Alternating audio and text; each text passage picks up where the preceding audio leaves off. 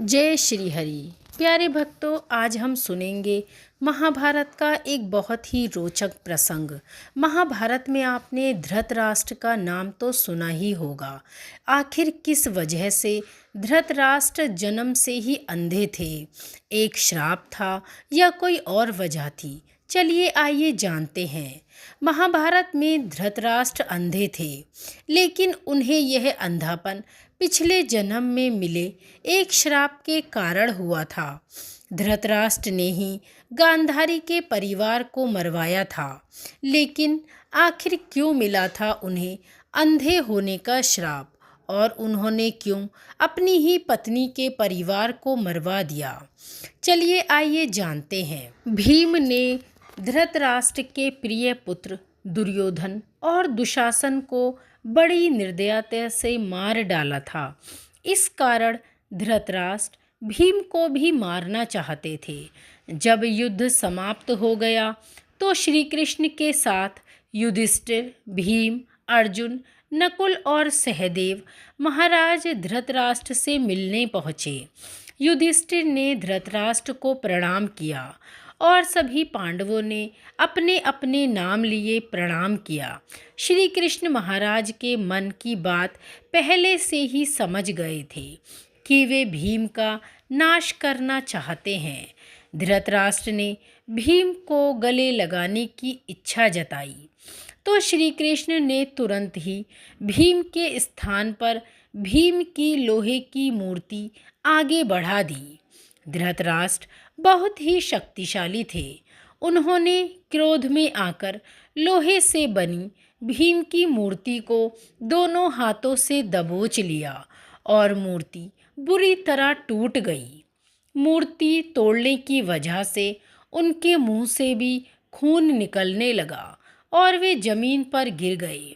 कुछ ही देर में उनका क्रोध शांत हुआ तो उन्हें लगा कि भीम मारा गया है, तो वे रोने लगे। तब श्री कृष्ण ने महाराज धृतराष्ट्र से कहा कि भीम जीवित है। आपने जिसे तोड़ा है वह तो भीम के आकार की मूर्ति थी। इस प्रकार श्री कृष्ण ने भीम के प्राण बचाए थे। महाराज शांतनु और सत्यवती के दो पुत्र हुए, विचित्रवीर्य और चित्रांगद। चित्रांगद कम आयु में ही युद्ध में मारे गए। इसके बाद भीष्म ने विचित्रवीर्य का विवाह काशी की राजकुमारी अंबिका और अंबालिका से करवाया। विवाह के कुछ समय बाद ही विचित्रवीर्य की भी बीमारी के कारण मृत्यु हो गई। अंबिका और अंबालिका संतानहीन ही रहीं। तो सत्यवती के सामने यह संकट उत्पन्न हो गया कि कौरव वंश आगे कैसे बढ़ेगा। वंश को आगे बढ़ाने के लिए सत्यवती ने महर्षि वेदव्यास से उपाय पूछा। तब वेदव्यास ने अपनी दिव्य शक्तियों से अंबिका और अंबालिका से संतानें उत्पन्न की थीं।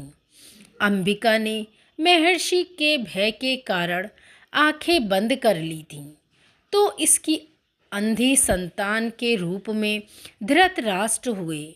दूसरी राजकुमारी अंबालिका भी महर्षि से डर गई थी और उसका शरीर पीला पड़ गया था, तो इसकी संतान पांडु हुई। पांडु जन्म से ही कमजोर थे। दोनों राजकुमारियों के बाद एक दासी पर भी महर्षि वेदव्यास ने शक्तिपात किया था। उस दासी से संतान के रूप में महात्मा विदुर उत्पन्न हुए। धृतराष्ट्र अपने पिछले जन्म में एक बहुत ही दुष्ट राजा थे। एक दिन उन्होंने देखा कि नदी में एक हंस अपने बच्चों के साथ आराम से विचरण कर रहा है। उन्होंने आदेश दिया कि उस हंस की आंखें फोड़ दी जाएं और उसके बच्चों को भी मार दिया जाए। इसी वजह से अगले जन्म में वह अंधे पैदा हुए और उनके पुत्र भी उसी तरह मृत्यु को प्राप्त हुए जैसे हंस के हुए। उन्होंने भी वही पीड़ा और दर्द सहा जो उस समय एक हंस को सहना पड़ा। धृतराष्ट्र, पांडु और विदुर के पालन पोषण का भार भीष्म के ऊपर था। तीनों पुत्र बड़े हुए तो उन्हें विद्या अर्जित करने भेजा गया। धृतराष्ट्र बल विद्या में श्रेष्ठ हुए, पांडु धनुर्विद्या में और विदुर धर्म नीति में पारंगत हो गए। तीनों पुत्र युवा हुए तो बड़े पुत्र धृतराष्ट्र को नहीं बल्कि पांडु को राजा बनाया गया, क्योंकि धृतराष्ट्र अंधे थे और विदुर दासी के पुत्र थे। पांडु की मृत्यु के बाद धृतराष्ट्र को राजा बनाया गया। धृतराष्ट्र नहीं चाहते थे कि उनके बाद युधिष्ठिर राजा बने, बल्कि वे चाहते थे कि उनका पुत्र दुर्योधन राजा बने। इसी कारण वे लगातार पांडवों की उपेक्षा करते रहे। भीष्म ने धृतराष्ट्र का विवाह गांधार की राजकुमारी गांधारी से कराया था। विवाह से पूर्व गांधारी को ये बात मालूम नहीं थी कि धृतराष्ट्र अंधे हैं। जब गांधारी को यह बात मालूम हुई तो उन्होंने भी अपनी आंखों पर पट्टी बांध ली। अब पति पत्नी दोनों अंधे के समान हो गए। धृतराष्ट्र और गांधारी के 100 पुत्र और एक पुत्री थी।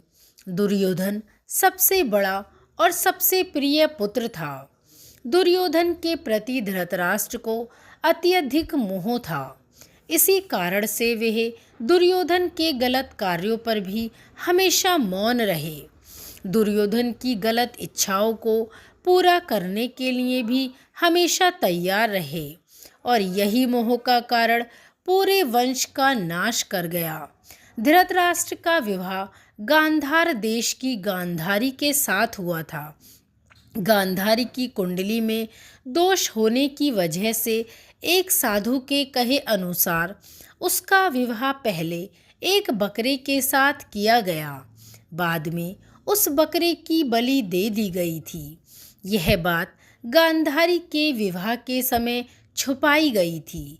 जब धृतराष्ट्र को इस बात का पता चला तो उसने गांधार नरेश, सुबाला और उसके 100 पुत्रों को कारावास में डालकर बहुत यातनाएं दीं। एक एक करके सुबाला के सभी पुत्र मरने लगे। उन्हें खाने के लिए सिर्फ मुट्ठी भर चावल ही दिए जाते थे। सुबाला ने अपने सबसे छोटे बेटे शकुनी को प्रतिरोध के लिए तैयार किया। सब लोग अपने हिस्से के चावल शकुनी को देते थे ताकि वह जीवित रहकर कौरवों का नाश कर सके। मृत्यु से पहले सुबाला ने धृतराष्ट्र से शकुनी को छोड़ने की विनती की, जो कि धृतराष्ट्र ने मान ली। सुबाला ने शकुनी को अपनी रीढ़ की हड्डी के पासे बनाने के लिए कहा। वही पासे कौरव वंश के नाश का कारण बने।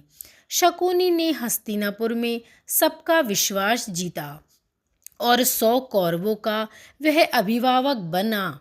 उसने न केवल दुर्योधन को युधिष्ठिर के खिलाफ भड़काया, बल्कि महाभारत के युद्ध का आधार भी वही था। युद्ध के बाद धृतराष्ट्र और गांधारी पांडवों के साथ एक ही महल में रहने लगे। भीम अक्सर धृतराष्ट्र से ऐसी बातें करते थे जो कि उन्हें पसंद नहीं थीं।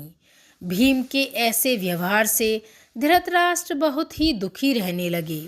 वे धीरे धीरे 2 दिन या 4 दिन में एक ही बार भोजन किया करते थे। इस प्रकार 15 दिन निकल गए। फिर एक दिन धृतराष्ट्र के मन में वैराग्य का भाव जाग गया और वे गांधारी के साथ वन में चले गए।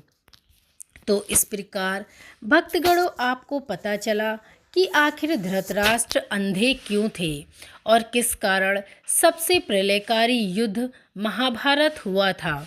कहानी अच्छी लगी हो तो लाइक और शेयर अवश्य करें। जय श्री हरि।